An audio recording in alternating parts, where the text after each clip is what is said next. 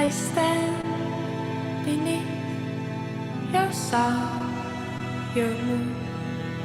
The night would pass, my darling, soon. The wild dogs bark, but wait, stand still. They'll chase you down, but wouldn't kill. The gray seems grayer in your eyes, the bright shade of your bluest light. You say everything's just perfect. Ponder me this question, if you will. Say you have an individual whose life has been filled with such extraordinary oddities that one cannot help but wonder if he is a genuine starseed. A being which does not originate from this planet. A being which somehow transferred its soul to a vessel here on Earth. This being did not die in order to achieve such a transformation, but rather a piece of it was technologically preserved and sent into a suitable host body.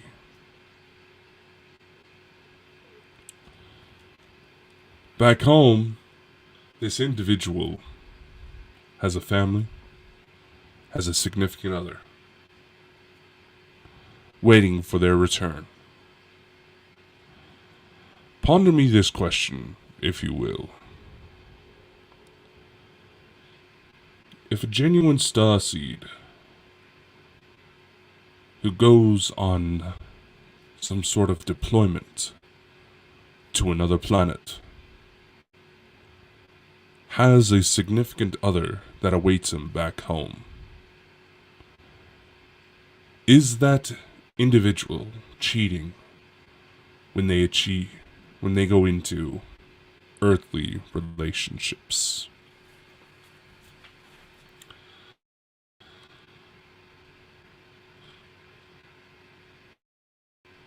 My name is Dakota Frandsen. I am the specialist of the strange.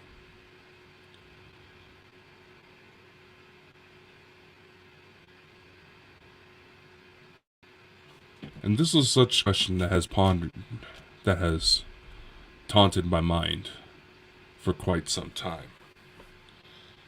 And though I have asked others their opinions on the matter, these same individuals have openly admitted that the circumstances surrounding my particular case are unusual. There was a point in history where I thought it was crazy. But after the events of the Galactic Spiritual Informers Connection in Orlando and the self-reflections I am forced to partake in while writing my new book, I felt that this is a topic that I should explore because many have asked me about it. And if you look far enough back, there's an interview on the Bonkers show with Helena Denon, where we ended the show on this very question, and she gave her input.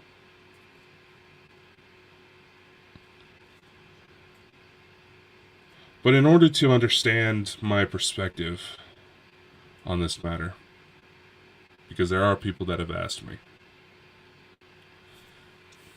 people that have said, because I'm on Earth, I'm here to have an earthly human experience, and I should partake in these types of things. To tell you the truth, I've always been a little gun shy when it comes to that.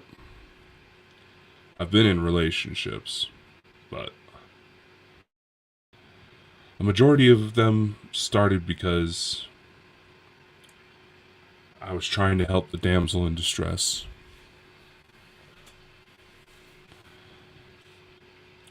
When it comes to my ET connections, that's where the story gets to be a bit more complicated.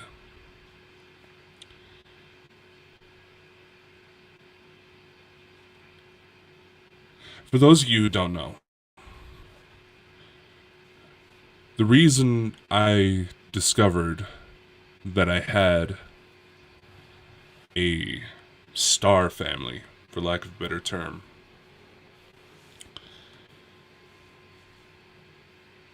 was because of some rather tragic events that took place. And to my understanding, rules were bent in order to save my life.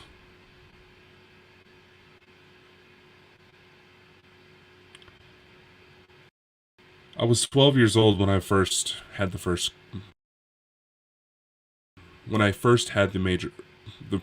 clue came forward, where I was beyond a reasonable doubt that I had some sort of family somewhere that I was not aware of.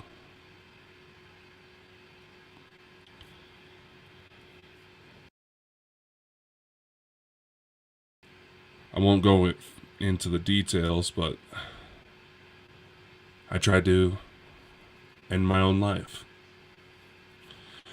There was a lot going on at the time, and it became heavy to bear. But as I went to do it, something happened. Something intervened.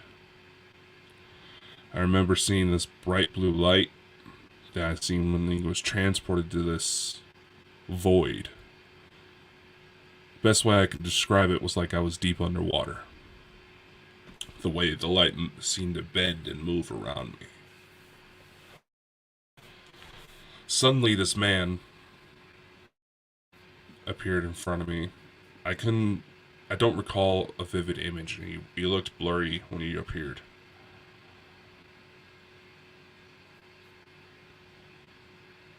This man walks up to me. I could see that he had kind of long, brown, kind of dirty blonde hair. Wore what looked like a white robe.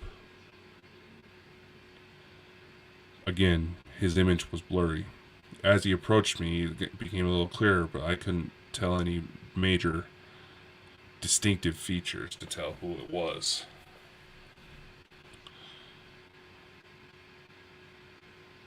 This man approached me and says, "Dakota, there's someone here to see you."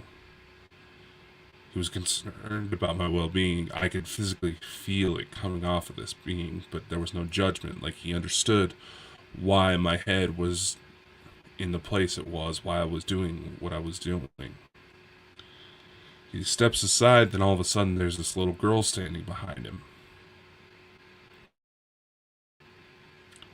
First thing I notice is that she looks just like me, and she is just bawling her eyes out.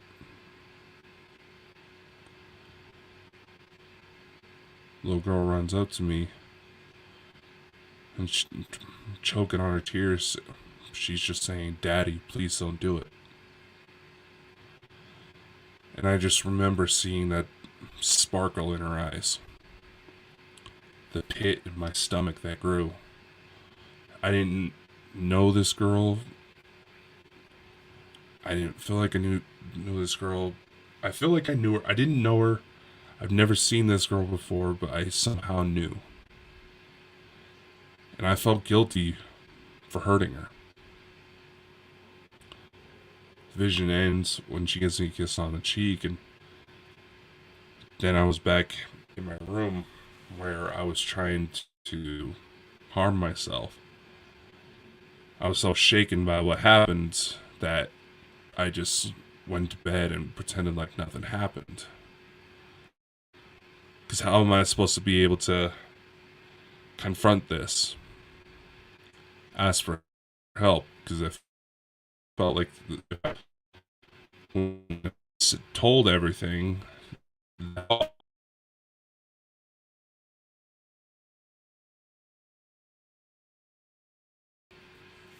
that would have ended up medicated. And even if I've got a head cold and absolutely needed to take medicine, or even just needed to pop a little something to help me get through the day because of allergies, I've always hated medicine. Just never liked dealing with it.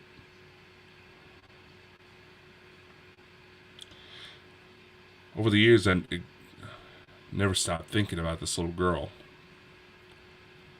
There were parts of me that would try to say, no, it's impossible. How the hell do I have a daughter? I mean, it would be 2 years before I even had my first kiss.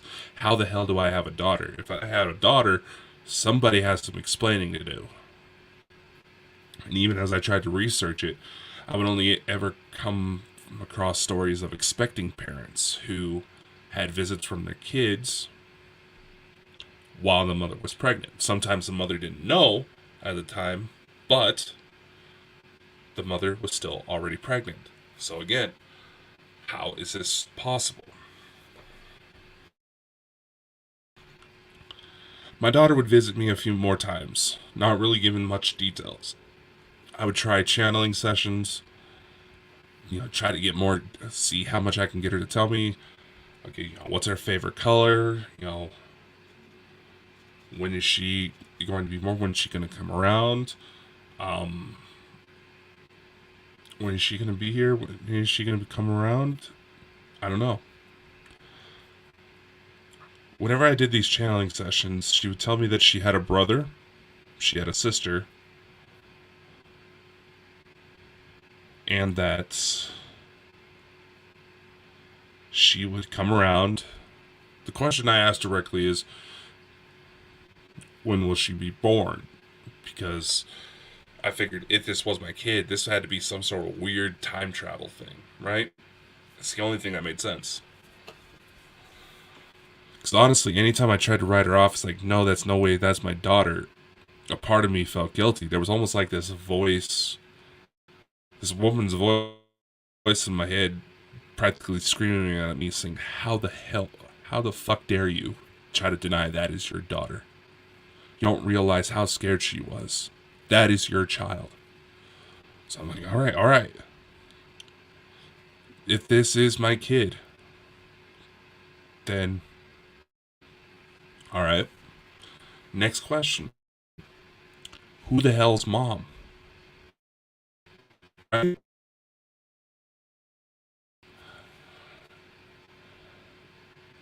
Because as far as I knew, it still took you needed 2 bakers in order to put that bun in the oven.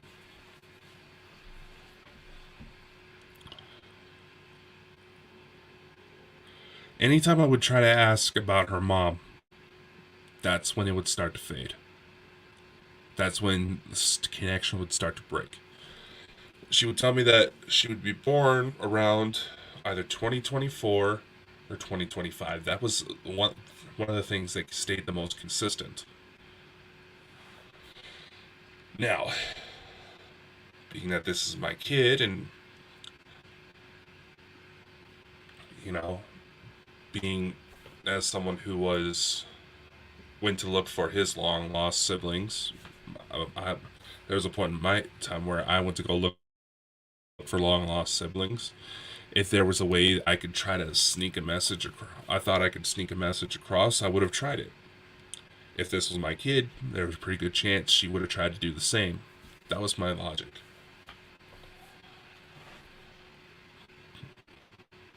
But nothing really significant would ever happen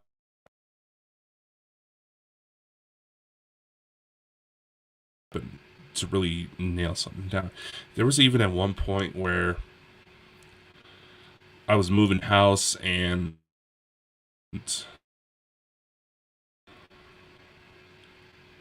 I got into a car accident.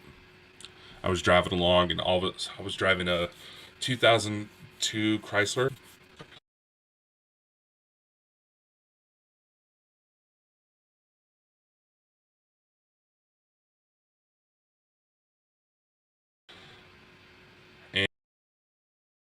slamming on the brakes over and over. I was trying to get through this intersection and it started doing it. I was freaking out. Next thing I know, there's a little girl sitting next to me. The little girl.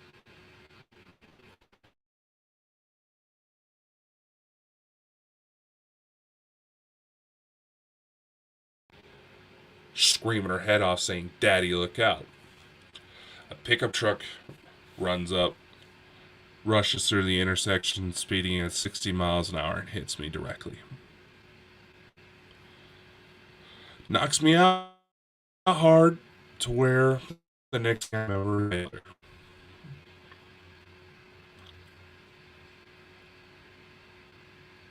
Now, mind you, I was alone in the car. There was no one else there. And we went out. If I started to come to, I started asking about the little girl. Where's the little girl? And everybody would just look at me like, there was no little girl there. It wasn't going to be until 2021 that a significant enough breakthrough would come forward that would allow me to finally piece this puzzle together. So, mind you, it's only been a couple of years.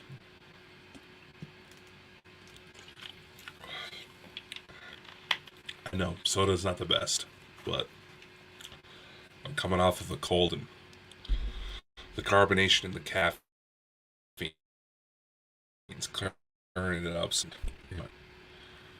2021, I worked this international paranormal investigation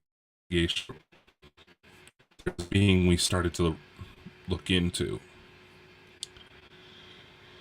known publicly as the Hat Man. It's an apparition being, looks like a tall man, wears a wide brimmed hat, trench coat. Some people say it looks like he's wearing some sort of suit.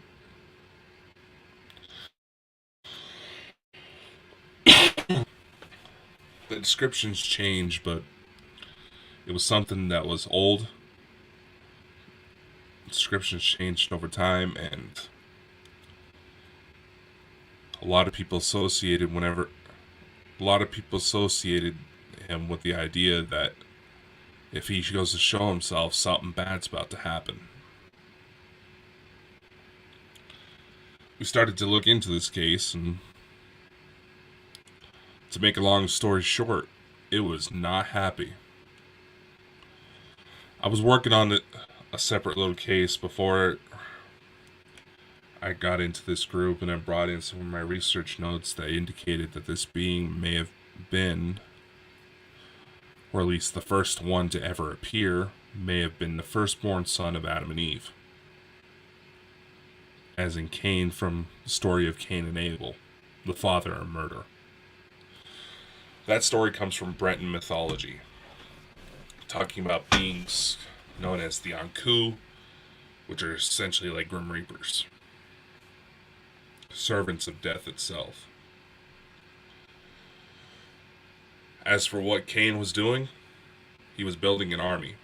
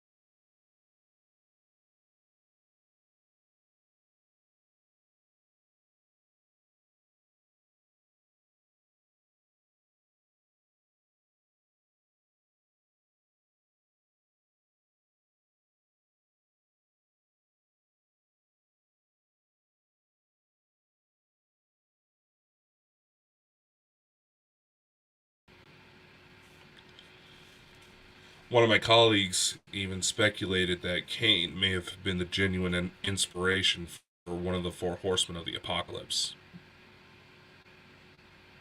Death. Just by me mentioning the story has often led to certain misfortunes to take place.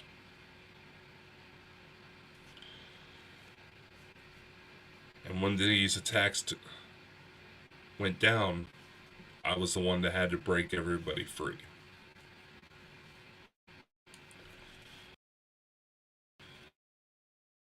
One by one, people fell.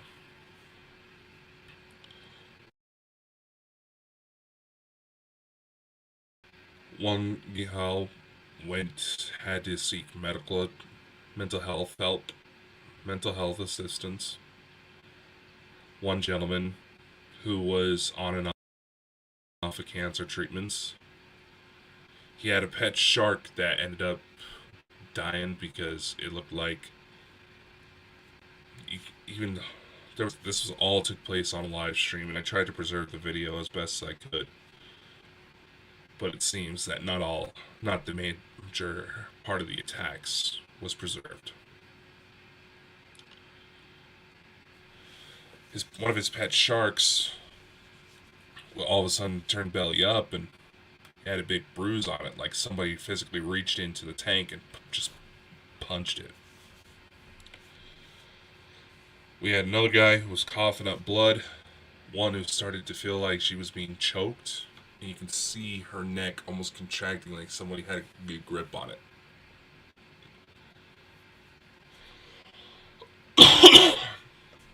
The gentleman who was on and off of cancer treatments, he ended up getting possessed. But for some reason, whenever my name was mentioned, he would flinch. Full on power of Christ compels you level type of flinching. I was able to come on, cast it out. Last I checked, this gentleman's still doing okay. He's still active in the field. What became the most interesting was that the people who were affected the hardest, some of which who had to require some form of hospitalization, said that there was a secondary visitor that seemed like it was trying to help him. A little girl.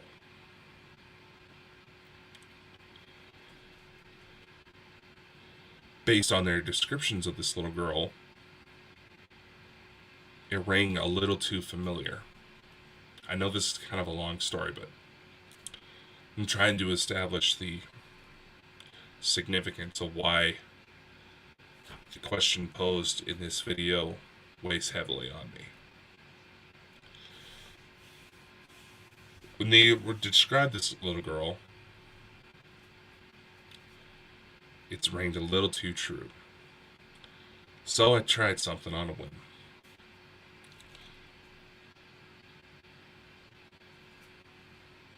The DNA on my mother's side of the family,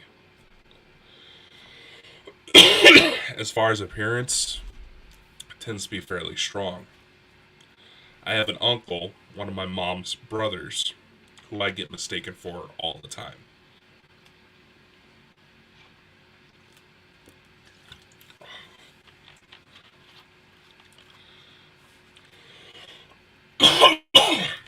And he just so happens to have 3 kids. A boy and 2 fraternal twin girls. Pass off as my kids. I could literally take off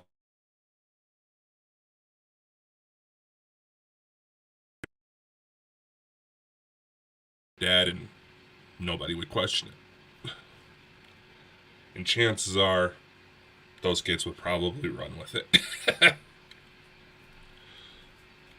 I dug out a picture of my uncle's twin girls, and I showed these people. Said, by any chance, did this little girl you saw look like this? Look like these 2.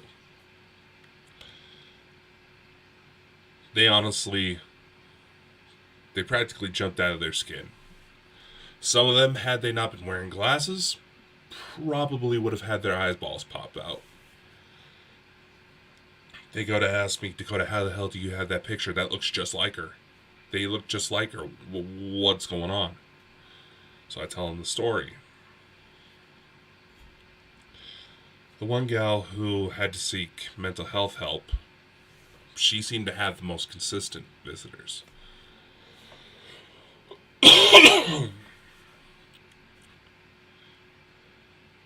And she even messaged me one night. She knew the story. She knew what I called the little girl. She messaged me one night saying, Dakota, I think I just saw your daughter. Because my daughter had appearing so many times, I gave her a name. It felt wrong just to keep calling her the little girl for how much she was showing up. I called her Olivia. It's the first name that popped in my head. She said she liked the name. So, Olivia had apparently been showing herself to other people. And whenever she would show, the conditions of these people would practically improve overnight.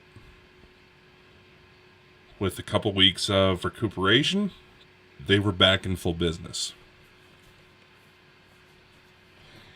However, this woman, she had the most visitations. It seemed like Kane was centering in on her. Like I said, she had a disposition towards violent events that I won't get into out of respect for her privacy. I'm only going to share the parts of the story that are necessary. But she also had a psychic disposition. She and I were very similar in a lot of ways. In fact, she was only a month older than me.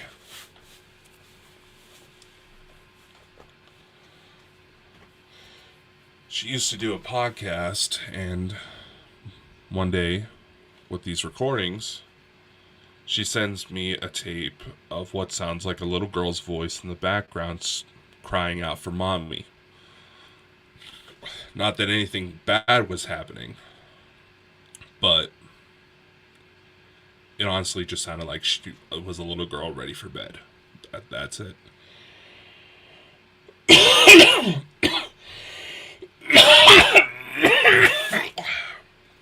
God damn.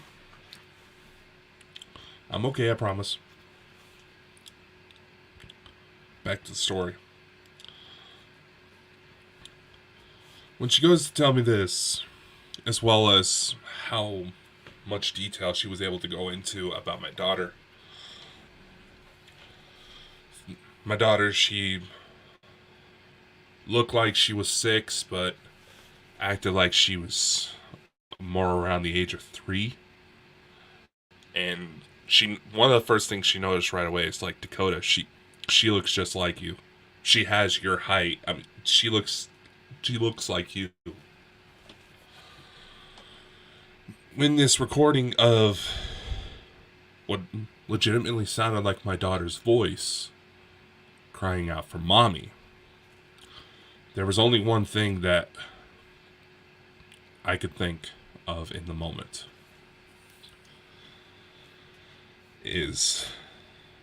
And that was, did I just find mom?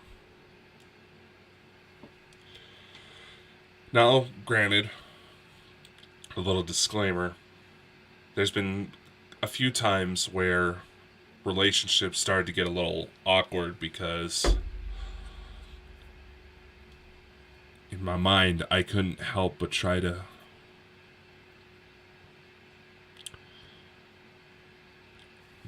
decode whether or not the girl I was with at the time may have been the future mom. I didn't know. I had nothing to go on. So when this transpired, it was more than any other girl that I suspected. So I tried something. There's app on your smartphones that you can get. It's called Face App. It uses artificial intelligence to do like different hairstyles, change your looks, age progress you. And it gone viral on social media a couple years ago, and to where it even started getting banned by government agencies because they discovered that the developers were Russian. A lot of controversy surrounding it. But the AI was well trained. It was fairly accurate. It also had one of those what would your kid look like features, where you take like a celebrity and your picture and mash them together to see if you had a lucky one night stand and see what would happen if you ended up getting had a kid. I scored through social media in order to find a more direct to camera picture of this woman and ran it through this filter without telling her. I know it sounds creepy, but I had been searching for a little over a decade, and this was the only lead I had, so yes, I know it does sound kind of creepy that I did that. I should have elaborated better, but the situation happened. Let's move on. The only reason I'm reiterating its story because I'm trying to disclose everything about it to the best of my ability. I ran this girl's picture with mine through to see what would happen. What would our daughter look like? I even processed the photo a few more times in order to get closer to the age she was appearing. Say 3 years old, add a little bit of baby fat, a little rounder face. Then I sent the result back to her without telling her how I made the photo. Because how am I supposed to explain that? I know now that I should have elaborated, but I was so caught up into it, I got excited and jumped the gun. I should have elaborated that when this woman verified that this little girl was exactly the one she saw, I just told her I ran it through AI. I didn't tell her the exact steps. This was the closest I ever got. Here's the picture that resulted.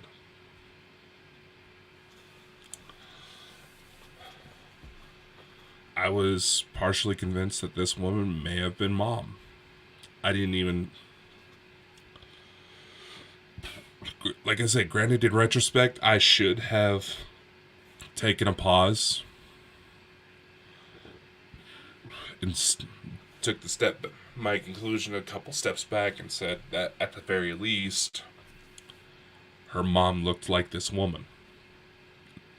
She had kind of very Nordic features. Fast forward through time again with another interview with Elena Denon, I showed her that photo,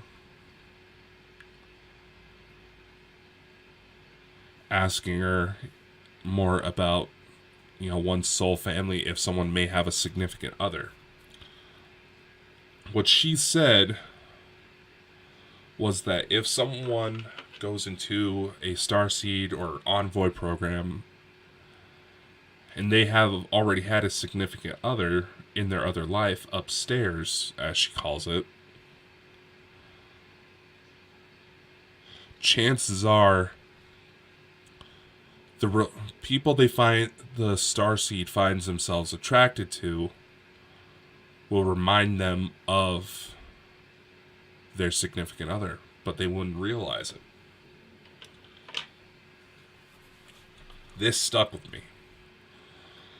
So the thought came forward about how I could potentially figure out what mom looks like.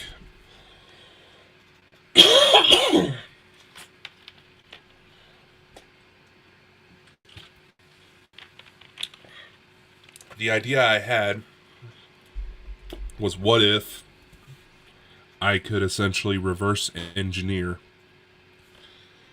the photo I had of my daughter that was confirmed to be in a near exact likeness. What if I could essentially reverse engineer it, take out as many of my features as possible, and so that way it would leave it with just her mother. Now, how would I do that?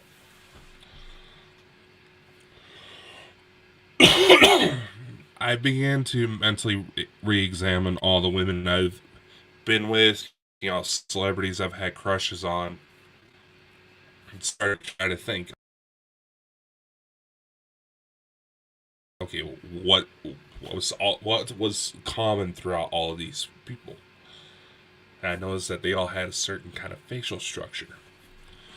So with that face app, what I did is I took my daughter's photo and started to apply more, the different celebrity photos I could find to try to bring out more certain features and try to get rid of as much as me as possible. Eventually, it came to a point where I had to stop, and I froze. Because I did it. I managed to recreate mom. And I broke down. I broke down in tears. Once I saw this image, I started having more memory recalls of her. Of our life upstairs.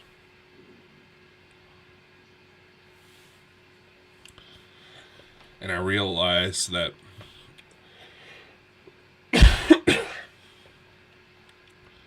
she was on the recovery crew when I was abducted at the age of 6 and helped bring me back home. Well, they dropped me off at my grandparents' house, but they knew I was somewhere safe. I'll go more into that in another episode.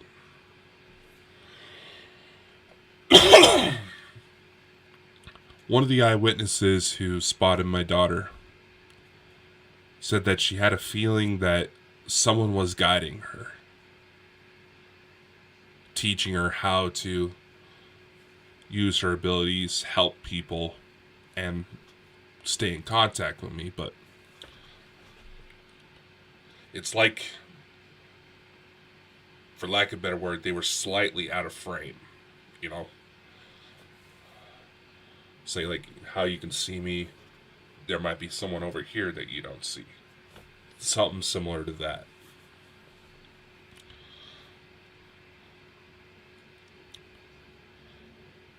When I managed to get that photo, I broke down because I started to realize how much they've been trying to help me all this time. I even re-examined some of my old contact sessions and found little audio recordings of them trying to tell me for almost a year before this where to look, but I just didn't catch it.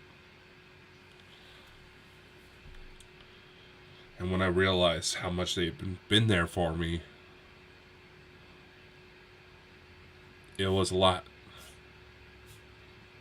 Which was also something else Elena brought up. Was that if someone had a star family upstairs, they're technically not supposed to know about it because it could cause a mental breakdown. And that woman, spookily enough, was on the dot.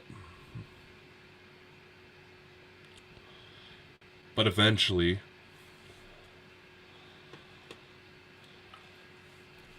as I was trying to process all this new information that was coming to me at once, I made a promise that no matter what it takes, I was going to do whatever I could to see them again.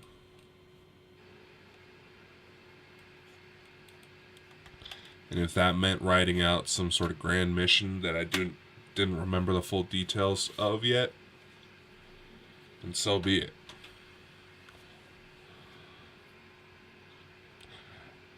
After all this took place and we established that yes, they're real, and us being in communication with one another wasn't going to cause any major harm, that's when the doorways started to open up.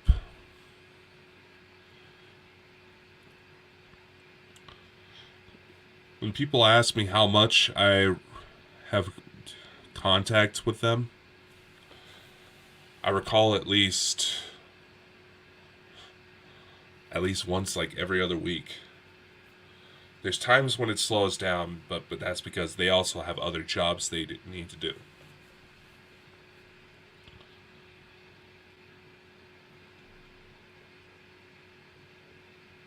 February of last year, well, let me back up a little bit. March of 2021, I was taken to an infirmary on what looked like the surface of Mars. I was told that it wasn't, but when they tried to tell me where we actually were, there was an alarm and they had to send me back quick. But March 2021, I saw this woman and my daughter holding a baby boy. My daughter looks at me and says, "Daddy, come meet my new baby brother." Within a year, that little turd already started showing up like he was an adult. Same thing with my daughter. Some of her more recent visits, she's been showing up like she's in her 20s. February of last year, 14th, Valentine's Day, my wife actually surprised me with the date. Slow dancing amongst the stars. She even played a little song that she knew I would recognize. And when she said that it was a song that she heard while on Earth that reminded her of a promise we made to each other. And that song was, funnily enough, "Nothing's Gonna Stop Us Now" by Starship. Ain't that... I thought that was fun. Honestly, I thought that was kind of funny. Alien, they like the songs by Starship. Honestly, it was a beautiful day. I remember seeing her in this skin-tight dress. I remember feeling her fingers between mine as we started to dance. And her eyes, my God. Her eyes were hypnotic. Then, as the mood started to catch us, I'll just keep it clean by saying that we had a very, very good Valentine's Day.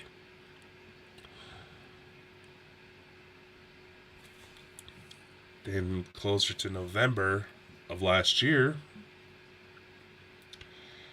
I found out that we had another daughter.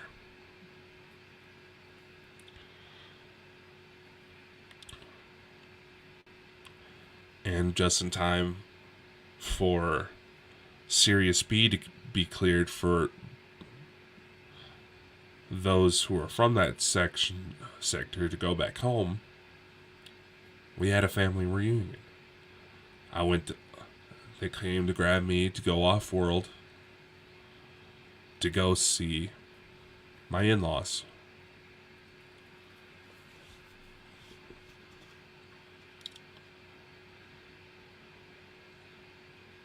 I bring these stories up to illustrate that while the Federation is technically from about 300 years in the future of this planet,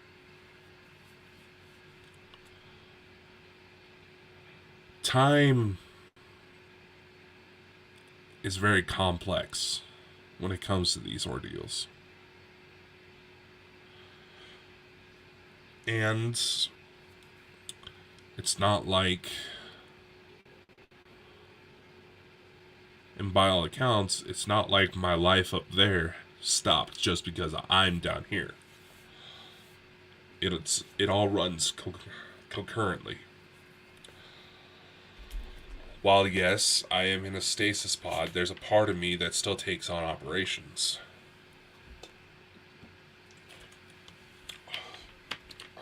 So little did I realize, during the Hatman attacks, I was also being taken to help heal the people that were hurt the worst.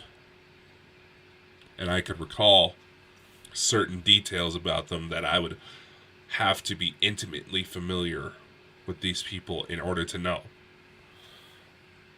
And for those of you asking whether or not it means like physical intimacy or just known the person a long time, little of both. I'll just leave it at that.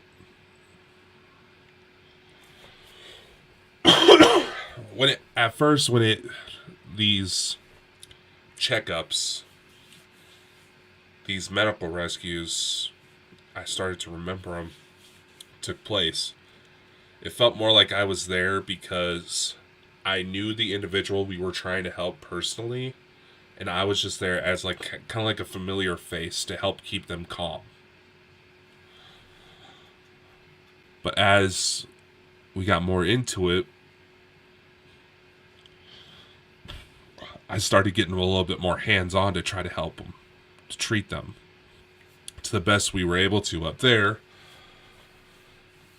And on occasional off circumstances, if there was something else that was wrong with them that we weren't necessarily allowed to deal with because it was an earthly-based affliction, I was able to reach out to this person and said, hey, you got something going on. You got something going on. You need to get to the hospital as soon as possible. And tell them as much as I could remember. And ironically, one such incident with a gentleman who's out of Texas, this very thing happened where we took him, we operated on him to help break some of the more otherworldly influences that were hurting him.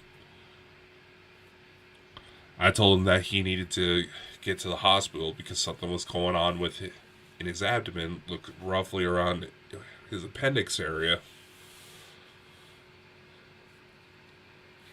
He just wrote it. I was like, oh, wow, you're like reading off my medical chart, man. 2 days later, he's in the hospital. And you want to know what he tells me? He tells me that the doctor that checked him out, he asked me if I had any relatives down in Texas, to which I said, not that I'm aware of. But knowing my family's history, I can never fully deny those types of things.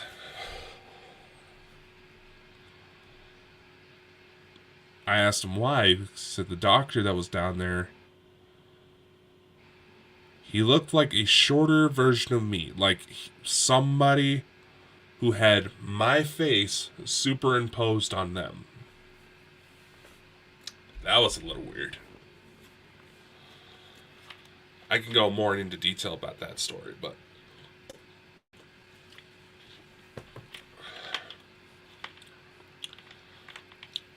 I went into this long explanation because, like I said, just because I'm down here doesn't mean that I'm still active. By all accounts, it seems like I'm still very much an active asset. even with the chat with Tony Rodriguez, he came to a very similar conclusion that my mission's not through yet. And often there's people that kind of poke fun at me because I don't date so much. It's like, well, to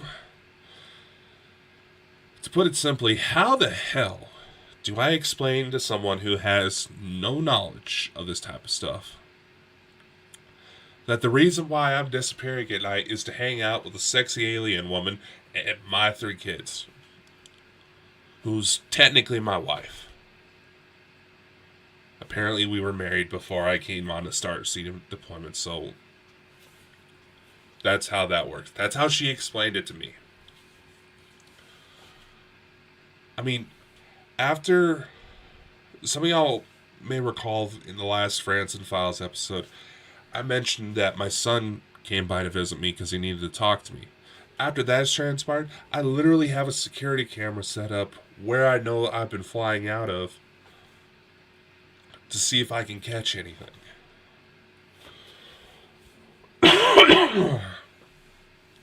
Have I caught anything yet? No. Mostly dust orbs from the looks of it. And my cat's almost knocking the damn camera down. But I figured it's worth a shot. I've divulged so much of my life to try to figure this out. I honestly don't know how to deal with much else. Give me gods, ghosts, monsters, aliens. Yo, I'm all there. I'm the motherfucking specialist of the strange. I handle that better than I deal with humans.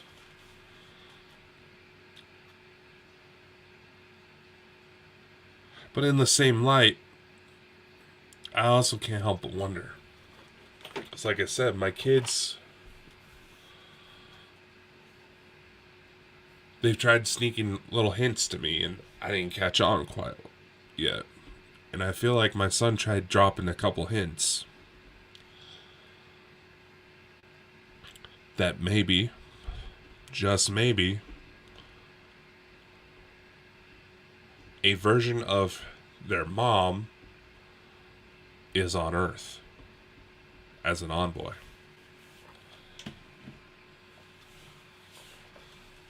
Can you imagine how twisted that might be? Maybe I have a situation similar to Jean-Charles and Melanie Caress on the horizon. I don't know. Am I seeing someone right now? No. Is there someone who's got my eye? There's one. I'll admit it. But, like I said, I tend to get a bit gun shy because I don't have the best history when it comes to dating. Something that I know Chris knows about, but I'm about to kick his ass some days for trying to poke fun. I know he's just doing it just to poke fun and all that, but the situation's confusing, even on the best days.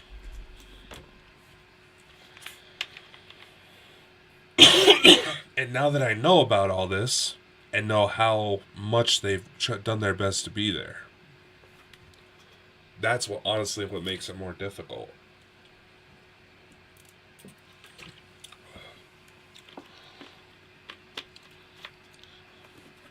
I feel that when it comes to disclosure, my best course of action would be to document what it's like trying to piece all this stuff together. Quite frankly, this is the part that's rattled me the most. Maybe once again, I'm just getting a little too excited and need to let things run their course. But in the same light, I don't want to miss out on an opportunity.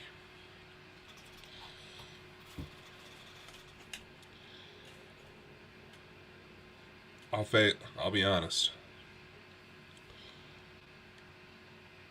My life I've dedicated to try to break certain cycles of abuse. The reason why I broke down when I fully started to understand what was happening was because I felt like a part of me had abandoned someone who had had my back. Who I had felt like I abandoned my kids. As a friend of mine tried to reassure me.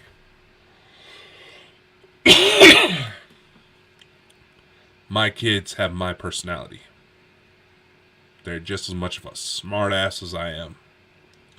So clearly I had some sort of influence. These things are tricky. And it's also why I keep trying to tell people.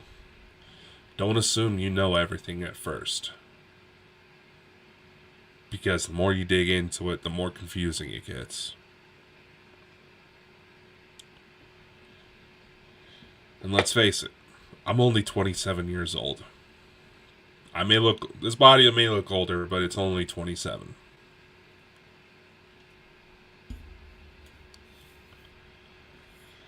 There's still a lot of learning I got left to do. I may be ahead of the game in some parts to where people like Elena, Dan Willis, Tony, they all admit that something's odd about Dakota. There's still other parts I need to work on. And who knows?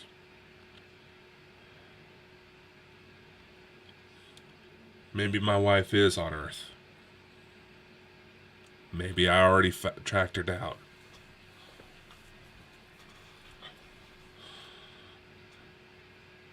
And if that's the case,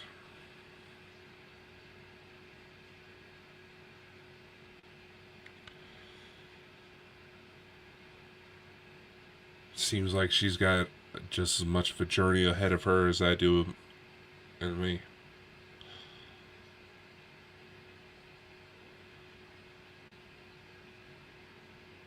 But if that ends up being the case, there's only one thing I can hope for. I can say with confidence I'm well on the right track, but at the end of it all, I guess the only thing I can hope for is that I am the husband and father they deserve.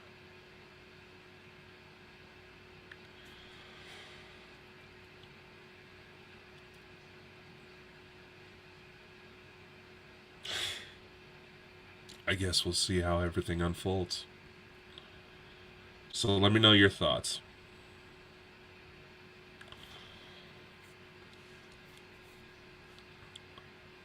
Yeah, it's confusing. And yeah, it's probably going to get chaotic. And I feel like that can be said for the rest of the world right now.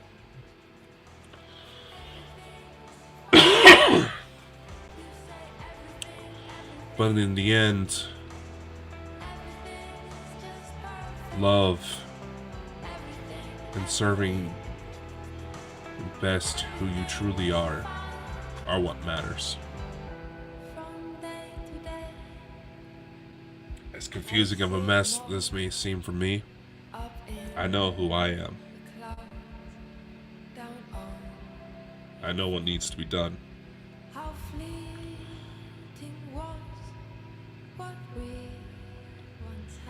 And I hope that somehow, whether it's through my books or through these videos,